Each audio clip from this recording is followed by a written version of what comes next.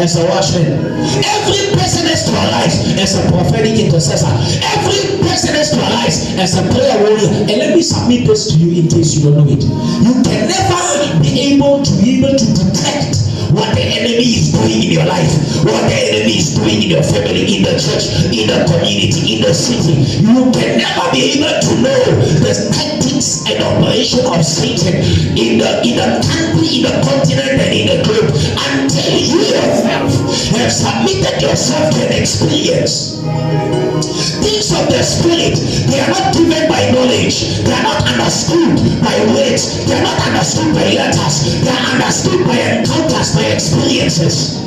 Because how many of you in your study of demonology have ever come to know what Satan is doing in the land? How many of us in our study of whatsoever that is going on, we are able to war against Satan? Because warring against Satan cannot be done by letters. The Bible says letters they kill, but the Spirit gives life. The Bible says the kingdom of God is not a matter of talk, it's a matter of what? Power. Power is the ability to get work done. When you get the power of the Holy Ghost, you can get spiritual work done. We need power. We need power in our time. God give me power. God give me visitation. God give me revival. God give me something that will be a weapon for me in my time, in my generation. Are you ready for prayer?